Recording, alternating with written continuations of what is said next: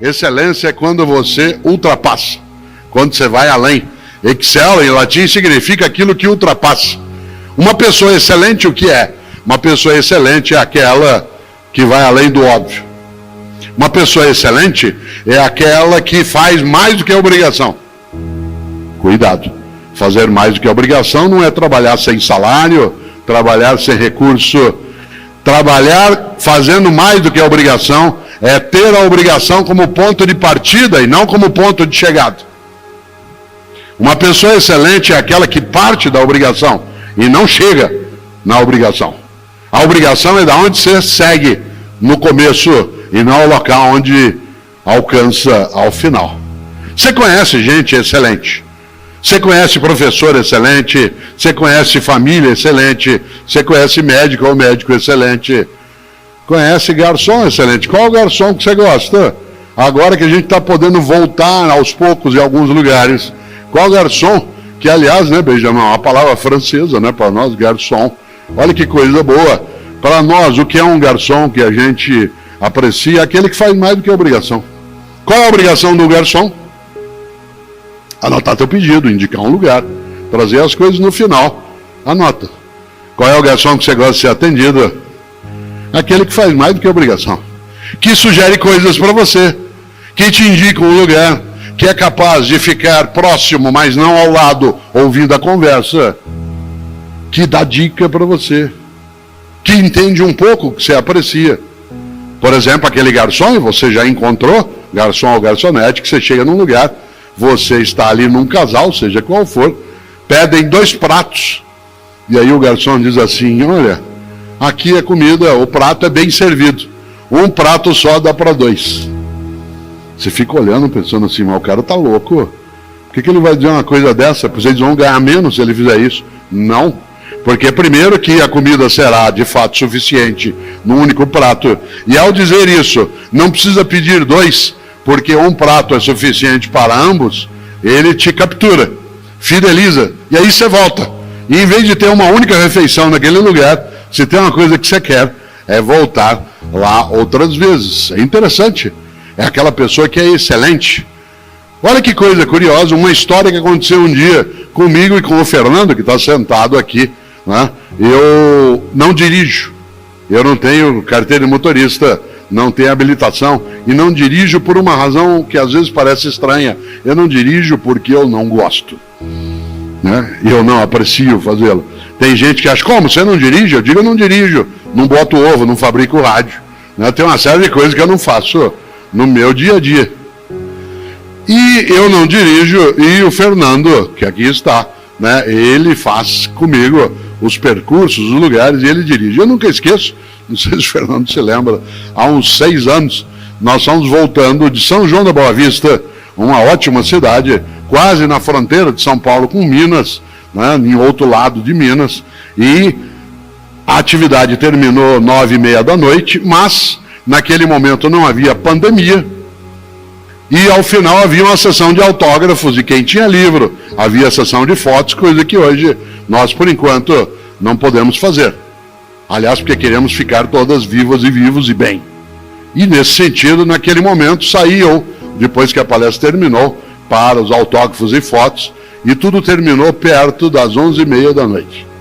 E nós com uma fome danada, querendo comer alguma coisa, a gente tinha tomado um lanche na hora que chegou, mas já estava muito tarde. Saímos de São João da Boa Vista, pegamos a estrada, a SP, né, 340, que é uma ótima estrada, que sai em Campinas e depois para pegar a Bandeirantes, e nada aberto na estrada. Todos os postos já fechados no horário que a gente passou. Conseguimos entrar na Bandeirantes, na estrada, na rodovia Bandeirantes, era 1h e pouco da manhã, tudo fechado. De repente, a gente está vindo e vê a luz acesa num posto de gasolina. Fernando entrou. A gente babado de fome, já era 1h e tanto da manhã, e eu rapidamente fui até o balcão, ali havia uma estufa, e nessa estufa 2 bolinhos. E eu disse ao garçom, por favor, o senhor nos dá esse bolinho? Ele disse, eu se fosse o senhor não comia não. Isso criou um afeto nosso. Aliás, quando a gente pode, a gente passa por lá.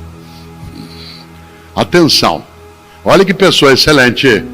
Ele não se contentou em ser exclusivamente um vendedor.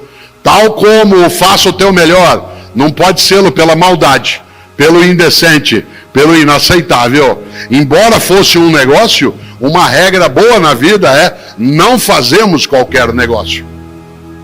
Não fazemos qualquer negócio.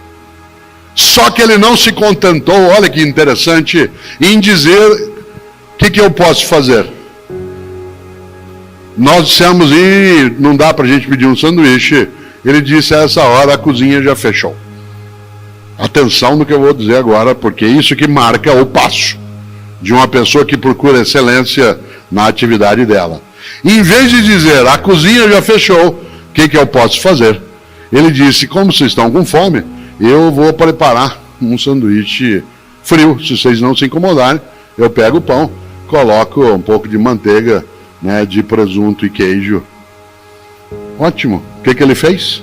O melhor na condição que ele tinha, enquanto ele não tinha condições melhores para fazer melhor ainda. Olha que interessante. Esta frase que eu acabo de dizer é uma frase que é repetida por mim em muitos momentos, e ela parece quase como um mantra em alguns lugares. É muito comum que Cláudio e eu entremos, por exemplo, num restaurante agora, né, com um possível retorno, que a gente entre num hotel, que a gente entre num táxi, e o garçom, ou o taxista, ou o recepcionista olha para mim, vê quem sou, e diz: faça o teu melhor na condição que você tem, quando você não tem condições melhores para fazer melhor ainda. A gente até fica perplexamente feliz. Eu não quero ser melhor do que você, eu quero ser o meu modo de melhor ser. Não é uma questão de arrogância, de petulância, não é uma questão de elevar, né, o queixo naquilo que se chamaria de soberba. Ao contrário, eu não quero ser melhor do que você, eu quero ser o meu melhor naquela condição. Eu sou mais velho que o meu pai. Eu vou fazer 70 anos, ele faleceu com 61. Parece meio inconcebível supor que você possa ser mais velho que teu pai. Mas eu, quando lembro dele aos 61 anos de idade, ele era um velhinho. E eu já deixei isso há um bom tempo, isto é, já ultrapassei. A vida, de fato, ela é curta para ser pequena. Pequena significa quando você e eu admitimos: eu faço o que eu posso. É interessante. Várias vezes na vida você encontra a síndrome do possível. Várias vezes no teu cotidiano o possível aparece como sendo o caminho mais confortável. Há pessoas que, quando você apresenta alguma questão para ela, ela olha e diz de modo desalentado, usando reticências ao final, que aí eu faço o que eu posso. Diz: gente, nós temos que dar maior integração à nossa atividade, eu faço o que eu posso. Gente, nós temos que ter um ambiente menos destruído, menos poluído, eu faço o que eu posso. Gente, nós temos que ter metas mais realizadas naquilo que temos, eu faço o que eu posso. Gente, nós temos de ter uma família que seja de fato mais protetiva, eu faço o que eu posso. Esta ideia do eu faço o que eu posso, com reticências, com 3 pontinhos, ela é desistente. Ela é a marca da mediocridade. Há um outro modo de dizer, viver e sentir essa frase, que é, no lugar de colocar reticências, colocar um ponto de exclamação. E aí, em vez da frase ser eu faço o que eu posso, ela se torna eu faço o que eu posso. Isto é, eu não deixo de fazer o que pode ser feito. Há uma diferença que não é, de novo, apenas de vocalidade. Quando eu digo eu faço o que eu posso, eu estou abandonando a possibilidade de reforçar o que tem que fazer. Quando eu digo eu faço o que eu posso, nós estamos entendendo que a pessoa, ou você, ou eu, fazemos aquilo que pode ser feito e não deixamos de fazê-lo. Fica clara a distinção? Eu faço o que eu posso. Aliás, pessoas que dizem muito eu faço o que eu posso, elas quase sempre, diante de qualquer problema, usam uma frase muito comum que é: que horror, alguém tem que fazer alguma coisa. Na família, na política, na escola, na empresa, no país. Que horror! Alguém tem que fazer alguma coisa. E quando você vira e diz a ela: e você o que está fazendo? Eu faço o que eu posso. Ou vou fazer o possível. Interessante isso. Porque essa perspectiva de encarnar de modo direto a ideia de uma vida pequena, além de curta, ela é muito forte. Nós temos momentos muito grandes na história, desta nação de Portugal. Para nós que nascemos no Brasil, e mais ainda para mim, que tenho mais idade, Portugal é uma referência na literatura, na cultura, na história. Eu estudei muito quando criança, e depois na educação básica, o conjunto da vida, as histórias. Quando eu caminho, a primeira vez que eu venho, eu e Cláudio até aqui, o Porto, mas Portugal não é. Todo lugar que a gente hoje caminhava, assim que chegamos, tem uma referência. Quando eu encontro a ideia do infante Dom Henrique, isso faz parte também da minha trajetória. Quando eu encontro algumas menções à literatura, mulheres e homens que viveram nesse lugar, que a gente tem acesso no dia a dia, em tudo isso eu sempre me lembro que esta é uma nação que tem uma marca, por exemplo, religiosa muito forte. Haja vista que na próxima semana, uma parte do país se desloca para a região de Fátima, em função da sua crença, da sua Portanto, nós não podemos secundarizar o mundo da religião. E vez ou outra, quando eu encontro uma pessoa muito religiosa, mas que vive dizendo isso que eu estou dizendo agora, que horror, alguém tem que fazer alguma coisa, especialmente se essa pessoa tem a mesma origem que eu, que é a formação cristã. Eu digo, você prestou atenção em algumas coisas de Jesus que a gente não pode esquecer? E atenção, tanto faz se você tem religião ou não, essa é uma escolha tua. Aliás, tanto faz se essa religião é cristã ou não, essa é uma escolha tua. Eu estou usando o cristianismo como referência porque é a minha matriz de referência também. E eu costumo dizer para pessoas muito acomodadas, aquela que dizem muito, eu faço o que eu posso, ou aquelas que enfraquecem a ação, lembrando uma coisa, há uma passagem dentro do Evangelho, narrado pelos cristãos, que eu acho magnífica, que é quando Jesus, ao ser informado que seu amigo Lázaro houvera falecido, as irmãs de Lázaro vão chamar Jesus para ver se ele algo faz. E na crença cristã, Jesus vai e faz com que Lázaro volte à vida. Portanto, que ele vença exatamente o fim da vida.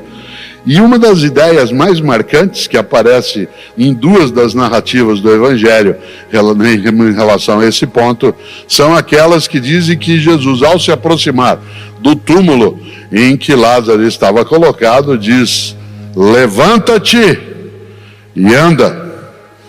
Eu digo, olha, essa é uma das mensagens mais fortes que eu acho que a gente pode absorver do cristianismo, que é: levanta-te e anda.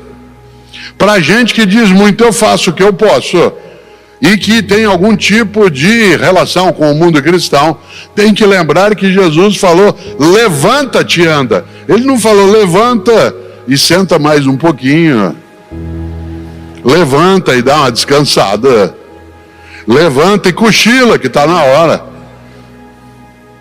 A frase é de avocação, de convocação: levanta-te e anda, isto é, vá.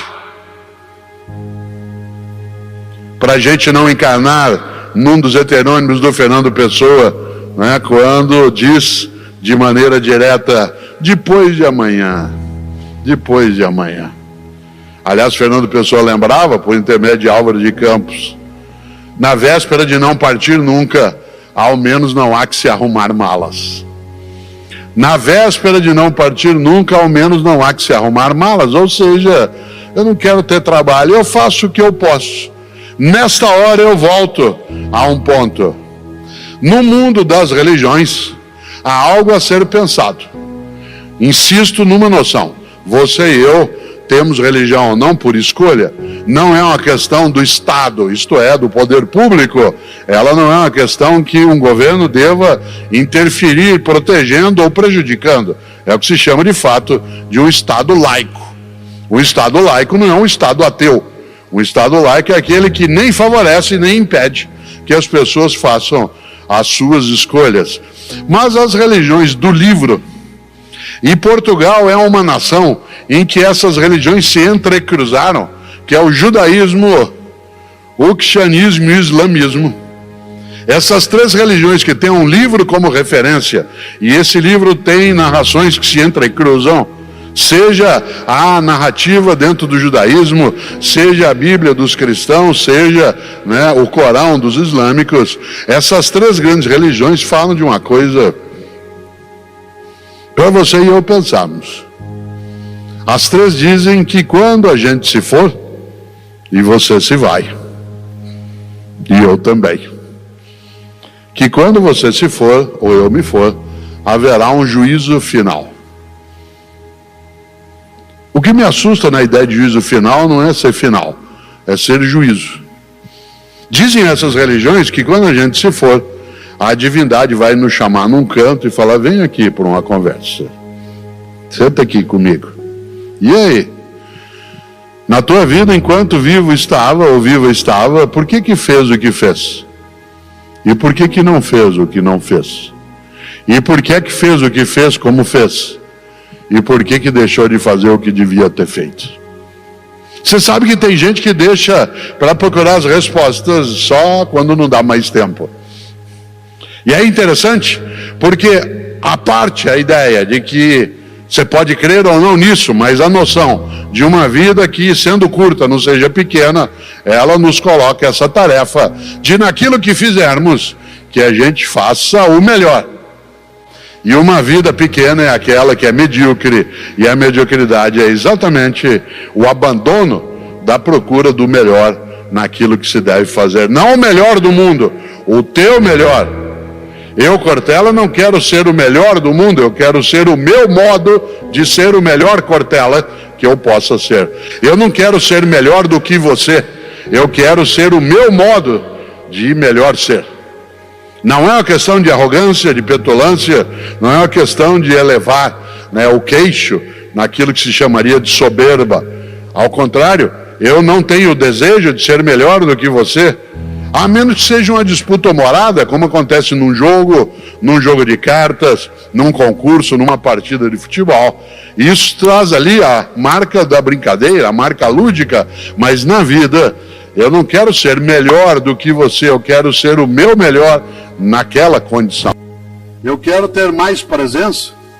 Eu não quero a eternidade nesse sentido de imortalidade, porque isso é uma impossibilidade, mas eu não quero também, de modo inútil, passar a ter dificuldades, turbulências, se eu consigo evitar fazendo algumas coisas que eu não quero fazer, porque meu propósito, ele é maior. Assim como você, muitas vezes, está numa atividade, está num emprego que você não acha que é aquilo que você quer fazer naquele momento, mas ele servirá para você preparar o teu tempo numa outra circunstância. Por isso, volto ao ponto, não confunda cansaço com estresse. Cansaço, esforço intenso, te deixa, sem dúvida, com dificuldade, mas o estresse é ausência de sentido. O que é que te realiza? Gostosa a expressão, porque em português ela não tem o mesmo sentido que tem em inglês. Porque em inglês, vocês sabem, o verbo to realize significa dar-se conta, ter consciência. Eu, Cortella, gosto, e acho que você, sem dúvida, também, de fazer coisas nas quais eu me reconheça e seja reconhecido. Eu tenho uma profissão, esta profissão que tenho, que é de professor, que permite muita convivência com o reconhecimento. Mas há outras profissões que guardam um certo anonimato. Isto é, a pessoa não é visualizada naquilo que faz. São pessoas que estão no nosso dia a dia, enquanto nós estamos aqui agora, nesta reflexão, que estão cuidando do som, da segurança, da iluminação, cuidando do ar-condicionado, cuidando para que a gente possa sair depois daqui Estou falando do imediato a nossa situação. No entanto, eu não tenho dúvida que essas pessoas, elas se sentem absolutamente valorizadas quando elas veem que está tudo em ordem, cheio de graça. Eu vou contar algo que eu gosto de trazer à tona sobre o propósito, que aparece no livro meu mais antigo, que eu aprecio muito, chamado Qual é a Tua Obra? Que é um livro sobre gestão, liderança e ética. Aliás, ele é completado, né, por esse outro, porque fazemos o que fazemos. E eu vou lembrar algo que aparece com muita força, porque eu fui secretário de Educação da cidade de São Paulo. E quando eu estava na secretaria, como todo secretário, todos os dias eu tinha de visitar escolas da prefeitura. E, portanto, todos os dias eu saía, na época o carro era um Opala, preto de chapa dourada, eu ia à segurança e eu ia visitar alguma escola na cidade, 2, 3 vezes ao dia. O que acontecia quando eu chegava na escola? Estavam lá me esperando. Tinha fita para cortar, bandeirinha. As crianças estavam todas arrumadas e cheirosas no pátio para cantar uma música que eu tenho trauma. De tanto que eu ouvi, que é maravilhosa, que é a Aquarela do Toquinho. Porque cada vez que eu entrava numa escola, estava na moda isso, nos anos 1990, lá estavam elas com a bandeirinha. E é maravilhoso isso. Depois que terminava a apresentação no pátio, eu era levado para a sala de professoras ou professores, e ali havia um lanche com coisas gostosas, quitutes, que eram feitos ou na escola, ou levados. E é claro, vocês já viram, aquela mesa cheia de coisas, um monte de professor e professora em volta, aguardando o secretário comer a primeira esfirra. Só quando eu algo pegava que as pessoas se aproximavam, aquela liturgia do cargo. Quem ia comigo todas as vezes que eu ia visitar a escola? Algum assessor ou assessora. Isto é, alguém que já tinha convicção de que aquilo era cheio de graça. Razão pela qual estava também numa gestão pública. Quem não ia comigo? Quem levava a máquina no dia a dia. Então, por exemplo, no andar que eu ficava, no andar da secretaria, tinha uma senhora, Dona Maria Real, que no fundo do corredor tinha uma pequena cozinha e ela passava o dia ali fazendo café e levando para o gabinete do secretário, porque muita reunião, muita gente, toda hora ela vinha fazer café. O que Dona Maria achava que ela fazia na Secretaria de Educação? Café. No mesmo andar, no final do corredor, além dessa copinha onde Dona Maria fazia café, tinha uma máquina de reprodução, aquelas antigas máquinas Xerox grande, e ali ficava um rapaz o dia inteirinho. Levantava aquela tampa, baixava, aquela luz passava, aquele calor. O que ele achava que ele fazia? Tirava cópia. No andar de baixo, sob a sala do meu gabinete, ficava a contabilidade, onde as pessoas passavam o dia fazendo nota de empenho. Um dia eu lembrei de uma coisa que era importante, que eu não tinha notado, que as pessoas não tinham muita clareza do propósito. Quem tinha clareza? Eu, a equipe que estava, que tinha se disposto a entrar num projeto político de atividade pública, mas os outros não necessariamente. E aí eu decidi mudar a lógica, e em vez de, ao visitar escolas, levar comigo quem já estava comigo, quem já tinha clareza do porquê estava fazendo aquilo que fazia, eu decidi levar as pessoas do dia a dia da burocracia. E a primeira delas foi Dona Maria. Eu falei, olha, amanhã, Dona Maria, eu vou visitar uma escola, eu gostaria que a senhora fosse comigo. Claro que isso precisa cautela para não ser constrangedor. Precisa um preparo, porque o secretário é uma figura acima, de repente, entrar no carro, no banco de trás do Opala, sentar junto comigo. Esses carros antigos, o banco de trás era único, né? E ficar ali joelhinho com joelhinho, com o secretário. Precisava preparar. É mais ou menos como algumas famílias que às vezes levam a pessoa que trabalha na tua casa, quando vai almoçar, você vai almoçar fora, você leva a pessoa com você, E ela, que não está habituada a algumas coisas, infelizmente ainda, mas não para sempre, aí você entrega o cardápio para ela e diz: o que você quer comer? Claro que aquilo é um peso imenso. Primeiro, que ela não domina o cardápio. Segundo, que não está habituada a escolher. E terceiro, menos ainda, vincular as duas coisas imediatamente, que é o custo. Então, é necessário uma aproximação que não seja demagógica. Então, começar, eu gostaria que a senhora fosse para a senhora ver um pouco o resultado também do seu trabalho. Aí Dona Maria foi comigo, entrou comigo na escola, foi ver as crianças e depois ela foi para a sala onde estava o lanche. Vocês imaginem, poder ter o lanche em vez de só servi-lo estando ali, né? Estando comigo. Não era demagogia, era de formação para ela e para mim. Depois, no outro dia, eu levei, o rapaz tirava cópia no fim do corredor. Numa outra vez, o pessoal da área de contabilidade, de repente, o que as pessoas começaram a entender?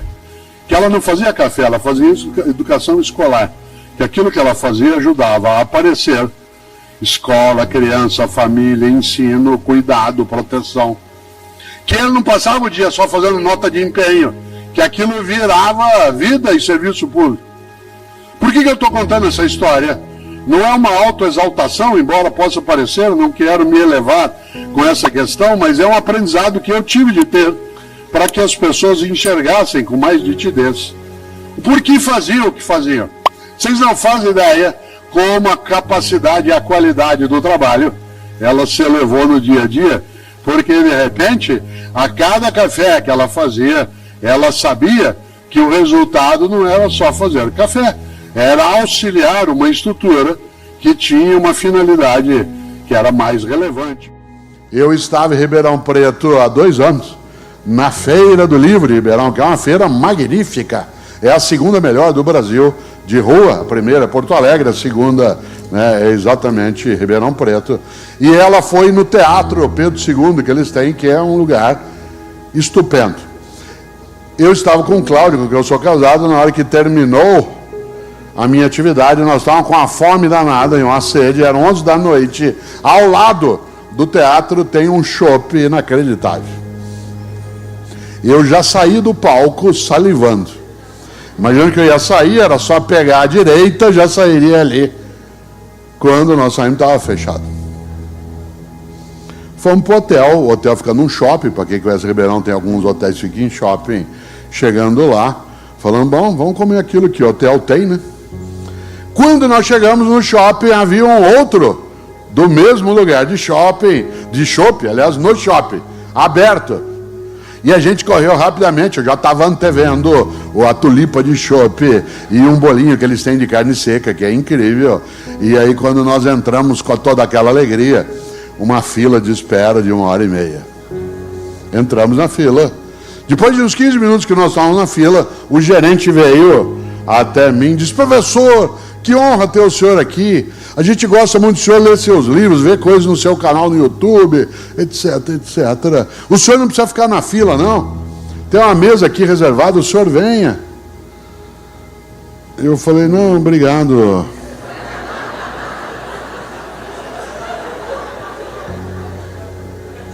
Foi duro. Ele falou: não, mas o senhor vem. Eu falei: não, obrigado, eu prefiro ficar aqui, agradeço a gentileza. E nós ficamos mais 1h15 na fila, andando. Cada vez que passava um garçom com aquele chopp todo, Cláudia olhava para mim, eu para ela, com aquele olhar. Mas quando, depois de 1h15, eu sentei e tomei o primeiro chopp, ele desceu com merecimento, com uma capacidade de manter a cabeça. Porque se diria assim: mas Cortella, não foi você que escolheu o lugar quando ele ofereceu. Não era uma coisa só por... Não foi você que pediu, mas era um privilégio. Tinha mais gente na fila. Será que eu quis aceitar a oferta dele? É óbvio que quis. Será que eu podia?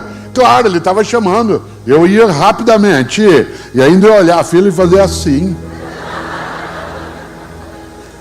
Queria, podia, devia, não.